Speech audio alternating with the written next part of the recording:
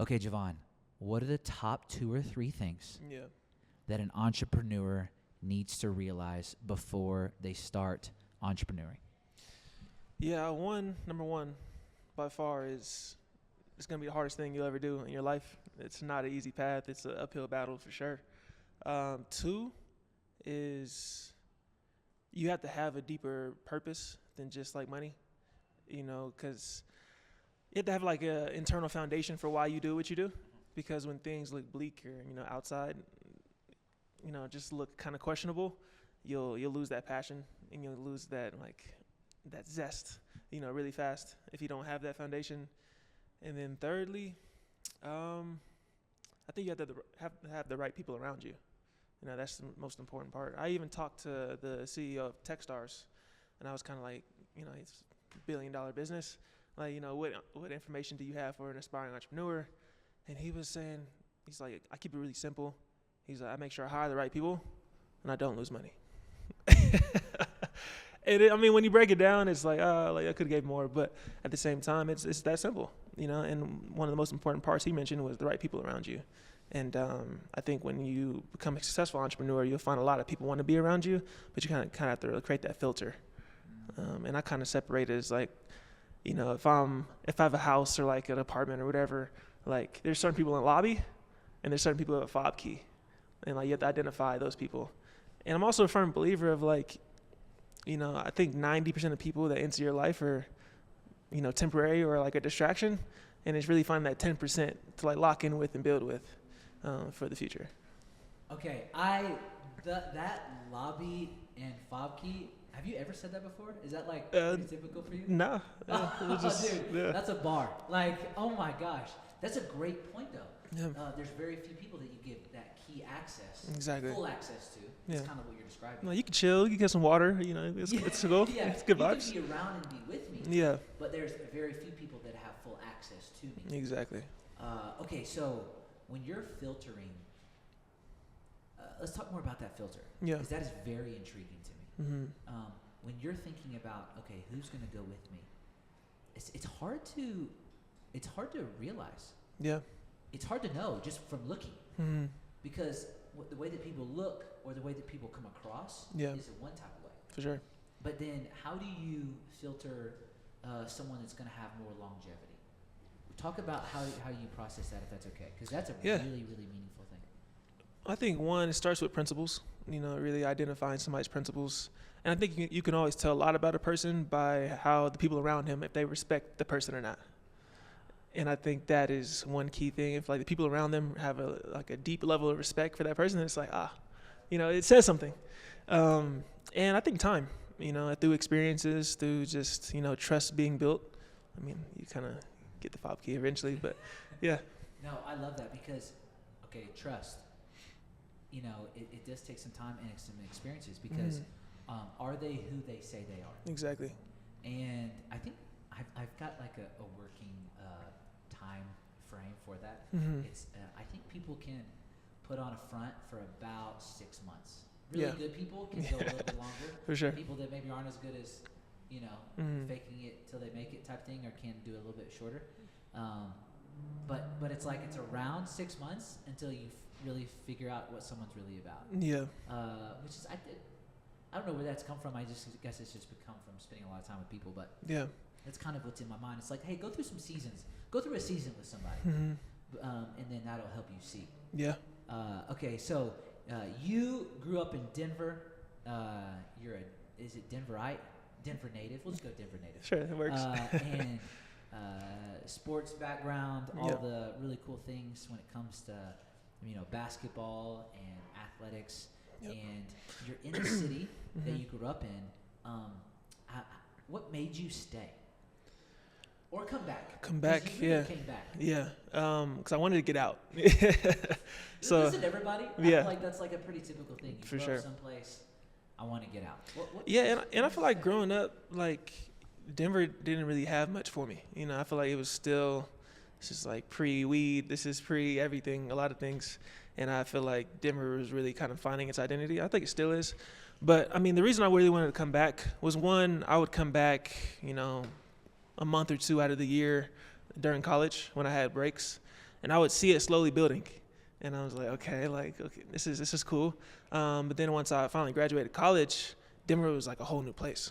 5 years of growth, 5 years of a lot of people who aren't from Denver coming, kind of bringing their ideas. And Denver's also home. I'm really close to my family, and I really want to be a positive influence for like a lot of my younger cousins who don't have positive influences in their life. So I was like, this is kind of, I don't know, I feel like during that time, which is like, I moved back 2017, I was going through like a whole spiritual transformation of just like finding out who is Jevon outside of basketball, who is Jevon, like what does my spirituality journey look like? And I feel like I just felt called to be here. I feel like you got to bloom where you're planted. And although I wanted to be other places, I was like, as soon as I graduated college, I was like, I want to go to Italy. I want to go to like all these different places. But, home was calling me. And, since then, I feel like you got to just trust that. I feel like the universe gives you breadcrumbs, and you got to just trust, surrender to that. So a lot of people don't understand the bloom where you're planted piece. And you're experiencing that firsthand. Yeah. How could you help somebody that's maybe wanting to not bloom where they're planted? What would you say to that person? Meaning, okay, there's a person that's listening, maybe it's even me sometimes, where it's like, hey, if I just go there, it'll be better for me. Yeah. What would you say to that person just to like encourage them to think it through? Yeah, I would encourage them to like, the grass is greener where you water it. Like, I think it's one of those things. Like, people always think like, I can go to New York, I can go to LA, I can go to Chicago and build these dreams. Well, that might be true in some instances, but a lot of times people aren't willing to put in the work. It's even like when you talk about sports, like there's 740 college athletes in the transfer portal right now. Which is unbelievable. It's crazy. But I think half of those, or more than half of those, just didn't want to put in the work at their current location. And I think that's just like the mindset people have nowadays, unfortunately. But yeah, I'd say that. Will you describe the work? You said what? Describe the work for me. Because I love that. Yeah, I think it's the reflecting, like self-reflection, right? You're looking at yourself in the mirror, like here's where I'm at, here's where I need to go. And you don't need a new environment to do that sometimes. Sometimes it's just you just put in the work, daily, consistently. I think the work is, perfecting your craft. If you can be in New York, but if you're still not, you perfected your craft, you're going to be in the same place, in a bigger pond. So, yeah, I'd say that. No, I love that because just because you change your environment doesn't mean you've changed. Exactly. Doesn't mean you're the one that's going to be able to steward that change. Mm-hmm. And not to say that you don't need to change your environment, because some people actually need to maybe change their environment. Yeah. But that doesn't mean looking like maybe moving to a different city or just quitting the current job you have. It can, but it doesn't always look like that. And I think sometimes we overestimate what should or can happen in a year, and we underestimate what can happen in 3 or 5. Yeah. And it's like, if I put in the work for an extended period of time, who will I become? Yeah. How will I actually have habits? What are my real goals? How do you set goals? Because you're a man who you've had a lot of ventures already in your life. How many ventures would you say like you've been a part of to get you to where you are today? Yeah, I started off with a clothing brand. Had that for about four years, and then I ended up getting the opportunity to have green spaces. And then in the midst of getting green spaces, I started a nonprofit that allowed me to continue to do the environmental work I was doing with the clothing brand. And so I say 3. And then now I'm also doing like consulting, helping like real estate developers get small businesses inside their spaces. So 5, I guess. No, yeah. But that's a lot. Yeah. 5 ventures to get you where you are today. Yeah. Is so many. And it's you've got to go through those seasons of learning before you ever can really formulate. For sure. What maybe even is in you. What are some key moments that really helped you take steps forward? Because I would say that that's really hard for people to get through. Do you care to describe some of those and what made you take steps forward? Key moments. Well, first off, I think I'm a big believer in like when you go fast, you grow fast. You know, you have to like put your hat in the ring with the Lions and like, you know, trust that, you know, God will provide. But I think one of the key moments was, so kind of backtrack, I had the clothing brand for about 2 or 3 years at this time. I had a store. I don't have my own store, but I had like a small section in somebody else's store in the Stanley Marketplace. And this is like 2018 to 2019. And then when 2020 hit, obviously COVID, you know, shut down the whole marketplace. And I was like, okay, like, what am I going to do? I don't know. And also outside of working at that store and had my little section, I was doing a lot of urban farming. So I was like growing food in food deserts here in Denver. And so once COVID hit, I'm not going to just sit in the house. I'm not going to go. So I was farming like 45 hours a week while still having a brand online. And that same summer, I really just learned a lot. You know, you learn a lot from nature, you know, when you really allow yourself to, and just learn a lot about community and just like how I was really building roots. Like during that summer, I learned a lot about like asparagus and about like mango trees.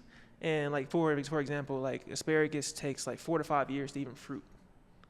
And during that time, it just like locks in on just putting all this energy into like growing deeper roots.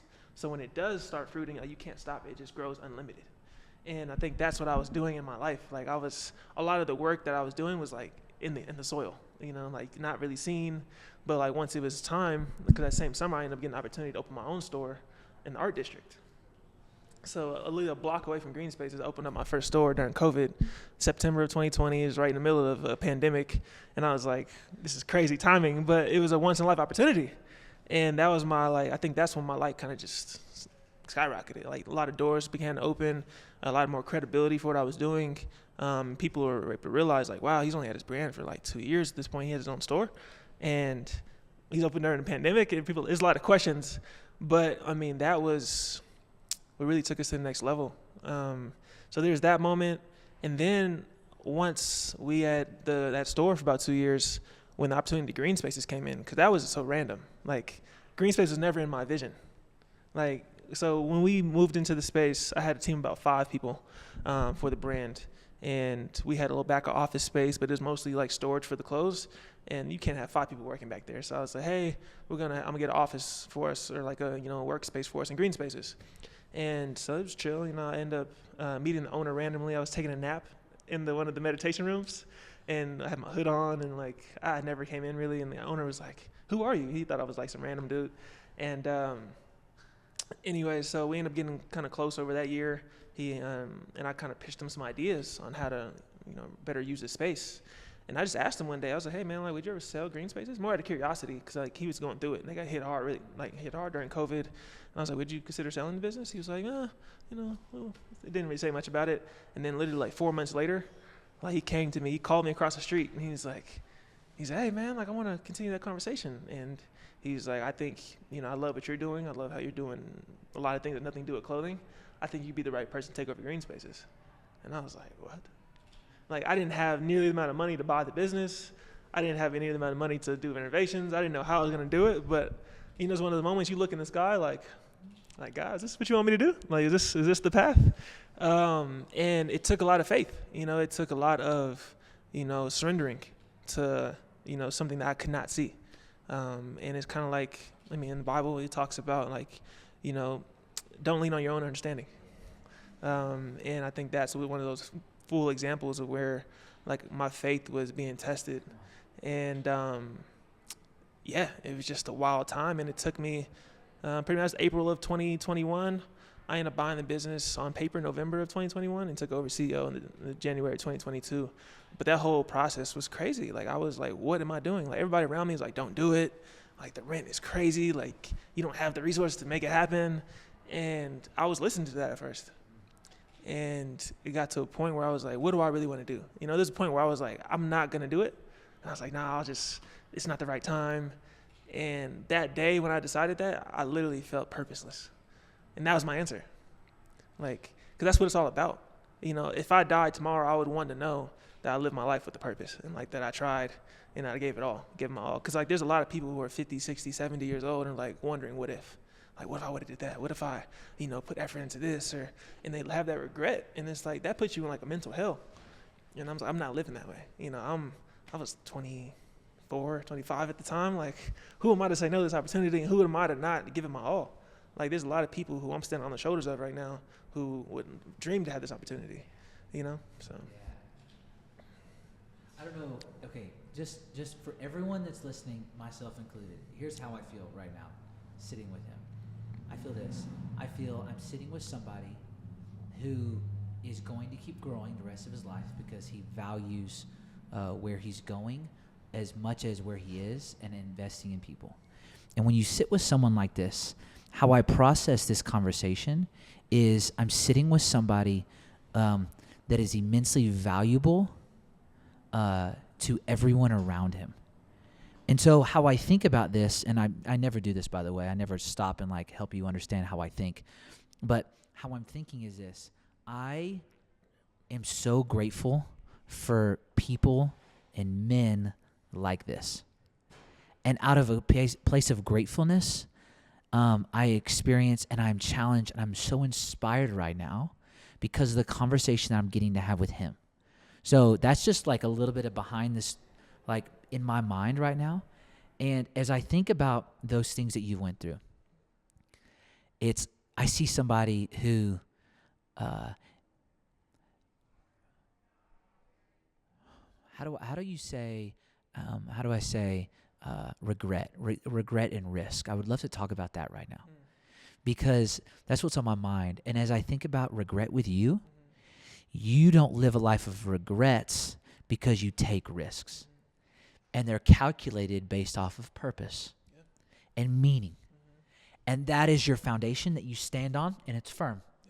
And you say, I'm going to keep pursuing the future based off of this, and I'm going to keep taking risks because they won't let me regret. Yeah, and I have to go back to the faith piece. Like, you know, I've really come to realize that, like, our bodies are just sacrifices for a higher will, a higher purpose. Yeah. And sometimes that will or purpose doesn't make sense. You know, like what you see in front of you doesn't calculate with, you know, what you're being told to do. And it's a crazy feeling, but you gotta have that, like I said, that foundation of like, okay, what do I really want to do? And I think a lot of people are scared to really say what they really want in life. You know, really say like, my wildest dream is this, and like go for it. Yeah. It takes a lot to do that. And that's why I always respect entrepreneurs, because like they went through that, they've got past that hurdle. Yeah. So on the other side of like where somebody is, I think when they serve others, they actually step into their greatness. Yeah. And that's also what I'm hearing you do. Because do you have farming in your background? I mean, from when I started. I meant like farming is in like in your lineage or in your family. Okay. Maybe way down the road. Yeah. But you started farming. Yeah. And like in a city. Yeah. Like that's where did that come from? Very, very random as well. So I had a friend named Damien, and he's like, yo, come to this Buddhist temple with me. I was like, sure, why not?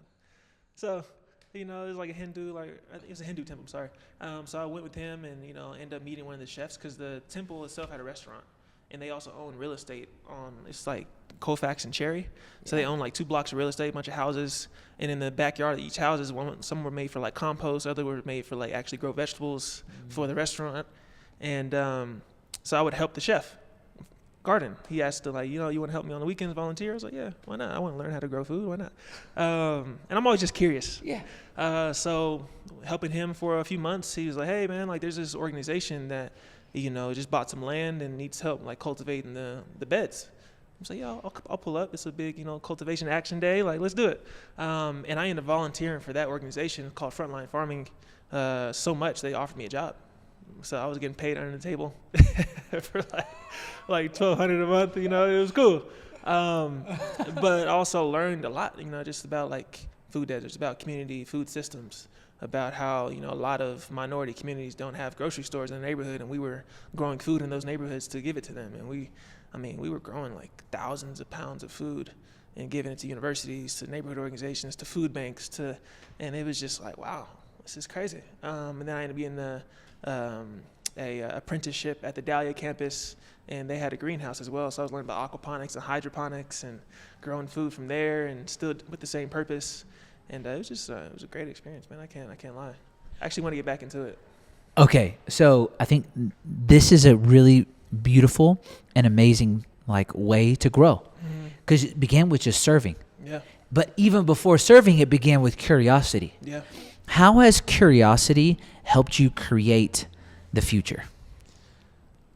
Curiosity, I think, allows you to not be boxed in. Yeah. And it just kind of it keeps the child in you.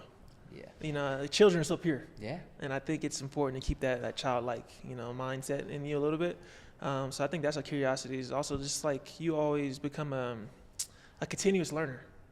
And I think that's always important. Just always learning new things. And people always you always know these random facts. And it's because I'm always so curious. I'm let me look into it. I need to find the answer. You just start talking about asparagus. People are like, wait, what the heck is going on here? You start bringing up mango trees. I'm like, oh my gosh, what are we talking about? Wait. I thought I knew who I was sitting with. And then I didn't know I was going to get agricultural lesson. Yeah. It's most people may not even know what hydroponics is. It's wait, what? What are we talking about? For sure. And it's I didn't begin there, but it became that. Yeah, for sure. And then it led me into owning up green spaces. When I took over green spaces, the idea was how do I create, a community hub? How do I provide opportunity for small businesses that historically haven't been able to be in this space since it's been gentrified? And I was I have 13,000 square feet to do it in now.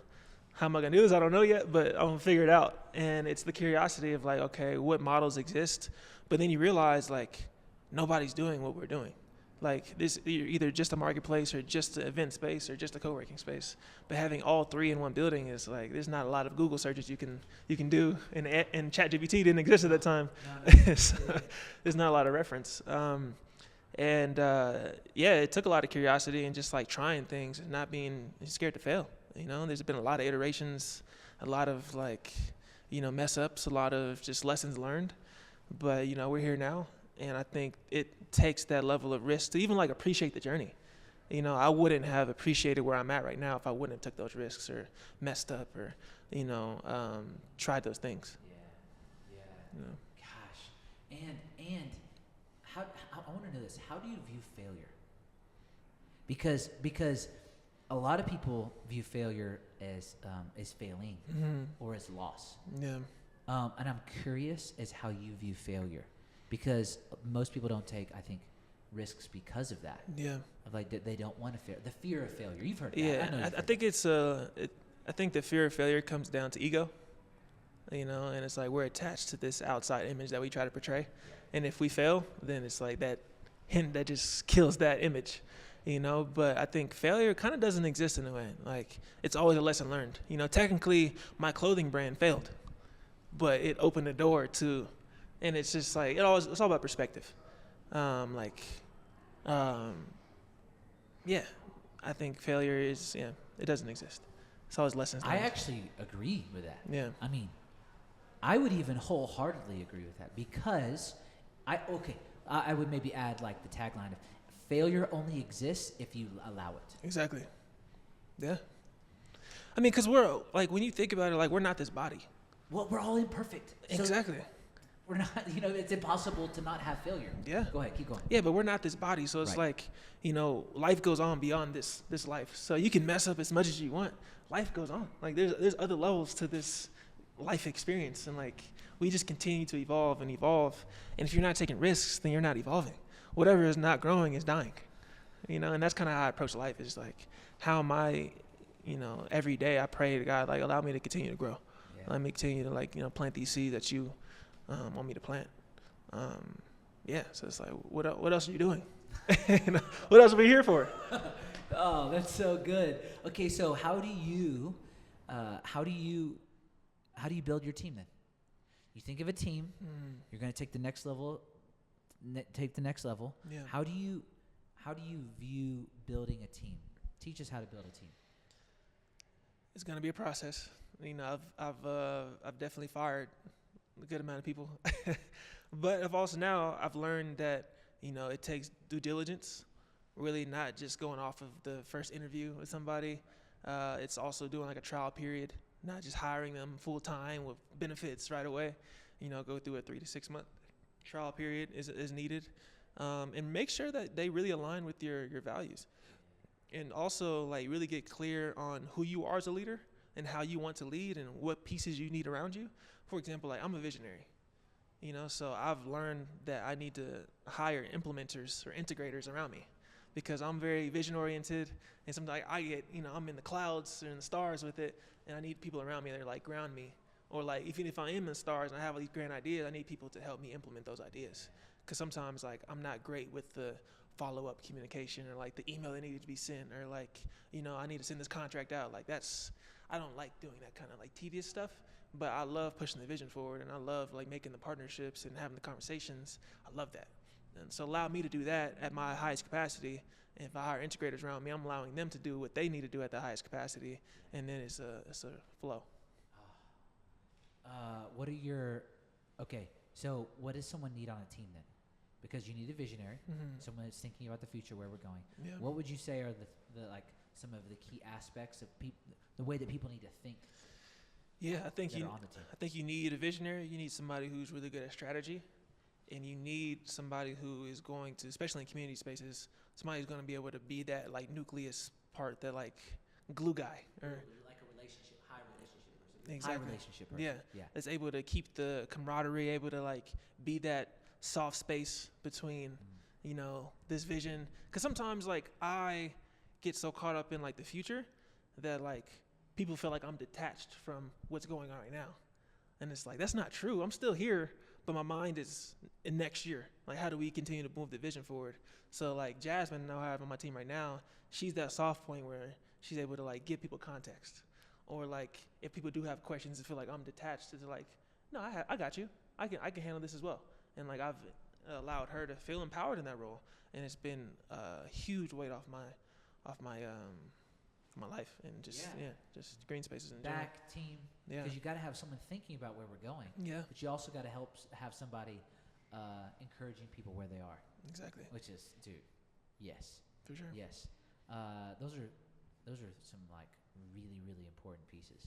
As you think about the future, what do you think is going to be the most important for individuals, humans, as we decide to grow, as we go a direction, for anyone? Like, what do you think? What are you seeing in the future for, like, maybe even just Denver, if you'd like to make it micro? Yeah. Well, I think can't really talk about the future without really talking about like what's going on right now. It's a very different climate that we exist in right now, with all these different changes, all these departments being closed down, and a lot of equity and a lot of things just changing. But I think it's equivalent time to, I wouldn't say the extent of COVID, but it kind of reminds me of that time when here's an opportunity for us to create a new normal. And it's going to take a lot of collaborations. It's going to take a lot of mergers, a lot of these conversations, a lot of unique partnerships. I think that's the future, and it's going to take a lot more concepts like green spaces, it's going to, because I think the model of we're going to have these big warehouses full of like just one store in there, those are obsolete. It's creating those hubs where people are like feel they want to collaborate and work together. That's the future.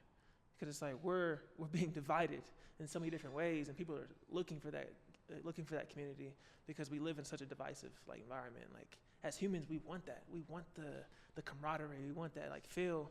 So like, how do we create more spaces for that? And allow people to do what they will with it. My vision for green space was just to create a platform, create fertile soil. That's my job. What seeds are planted, I had no control over. But I made sure that the soil was fertile, and I think that's what we have to do. I agree. Yeah. Someone asked me the other day, they were like, well, what's the future of, this direction or that direction? I was like, dude, just to be honest, I think the future, the people that are going to take hold of it are the ones that are going to be able to collaborate. Yeah. I think that is the word. For sure. Collaboration. How can we? Where can we? And do that to the nth degree. Yeah. And if you want to have a good collaboration, invest in them before you ever ask them to invest in you. Yeah. And be a part of what they're doing before you ever, and then never force them to be part of what you're doing. And then from that, you'll figure out if you guys can go together. Yeah. Because it's like, oh man, it's when we lay down our stuff, desires, wants, dreams, and we get behind someone else's that we actually make ours better. Because we learn, we get a part of, we get to see differently, we gain perspective, and it's like, yes, that's it. For sure. That's what I'm talking about. And if you can't collaborate, I don't think you can go. I don't think you can go because you're going to be on an island. Yeah. And then you won't have a team. I think the best sports are the ones where teams win. It's like, teams. I think life is a team sport. Absolutely. And so I'm like, oh, shoot. Everybody has their role. Yes, and it takes a village. It does. Fill in the blank. It takes a village to fill in the blank. Yeah. And you can go at it alone, but don't expect to maybe go far. Exactly. You can go fast alone. You can go far together. Yeah. And I think the future is made for, the future is for people that actually want to go far and become something greater than themselves. What has been one of the most meaningful surprise learns in your life?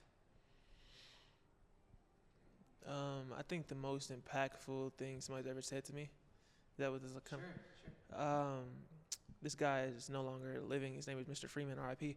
But I remember when I was first in my entrepreneurial journey, and he was kind of asking me what I did, and I was just kind of second guessing myself as I was explaining this to him. He was like, young man, he's an older guy. He was like 70 something at this time. He's like, young man, he's like, don't spend all your time becoming when you've already become. And that hit my soul. Because a lot of times we're just scared to like step into what we already know we are. And we think we're always like having to become this thing to step into it. Like I have to do this before I do this. And it's like, it's not about that. Like you already are who you need to be. Step into it. And like bask in it. Like you already been anointed. Now find your appointment. That's what it is. Okay. As you think about those people that maybe haven't done that yet, stepped into it, do you care to speak to that person right now? What would you say to them if they were me and they were struggling to step into it? Put on your best, Mr. Freeman, if you will. And would you maybe have that conversation really quick with me? Yeah, I would tell you that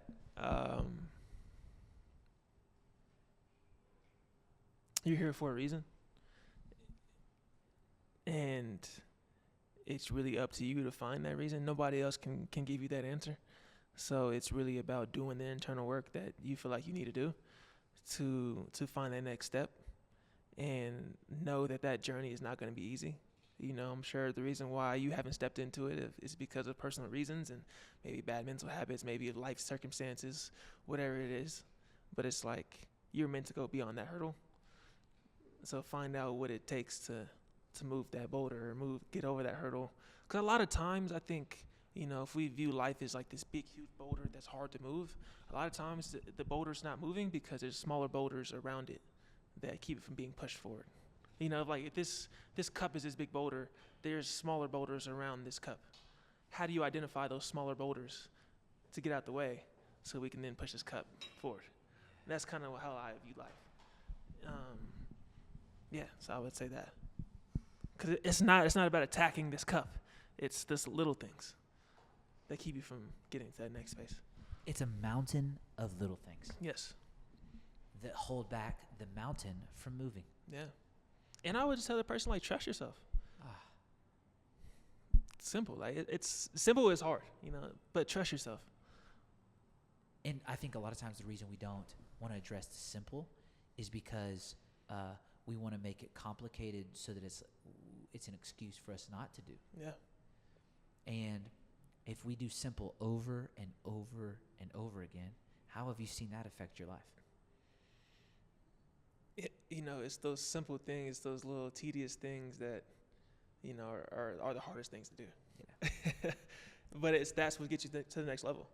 Like literally, I used to avoid those things like wholeheartedly. Like, nah, I'm not doing that shit. I can't do it. But it's just kind of changing your mindset and realizing that you're never gonna get to where you want to go unless you do those little things. And little things could be, I'm just gonna meditate. Taking the next. I'm gonna pray today. I'm gonna start eating healthier. I'm gonna drink some water. It's the little thing. But a lot of times, it's not about external things outside of yourself. It's really the internal work. Like if we use that boulder example again, it's not about, if we keep pushing this boulder, it's not moving. Okay, you're going to keep pushing it and nothing's going to happen. But how about you go do some push-ups? You go do some sit-ups or something. Go work on yourself, and then maybe you'll be more prepared to move that boulder again. And it's not about the outside circumstance. It's about what you're willing to do to work on yourself to get you to that point. Give us the simplest question we can ask to get the domino, or the simplest question we can ask ourselves and actually spend time getting the answer to get the domino effect like you're talking about, because I hear you talking about. It's the house of cards. What's that first card that if you can answer, it may help the rest of them fall? I think it's obviously everyone's unique and they may need to have their own question, right? I get that. Yeah. But what's one of those that would be really simple for us to maybe wrap this conversation up with? I like to challenge people to think big. So like really ask yourself, like, what is my wildest dream? What do I really want out of this life? Beyond like what I've been told I can do, like what is that huge goal that I've always wanted to do but never felt like I could? Like identify that and go for it. Like it's gonna take time, but go for it. And like you'll see your path reveal itself in front of you on that journey. You're gonna find the people you want on your journey. You're gonna find that wisdom that you're seeking on your journey, but it's taking the first step. You'll never find it if you're just stagnant. What's the dream? What's the dream? What's my dream? I'm just saying that's the question. Yeah. That's the question. And it's as we wrap this up, I think that's what we're talking about. If you can begin to define it and you begin to let it come from within you, your passions, your desires, your wants, your wildest dreams, answer that. Yeah. And then start walking toward it. 100%. Which is what you're saying. And my gosh, I love this so much. I wish we had more time, but our time was limited today. Hey, I want you to know this.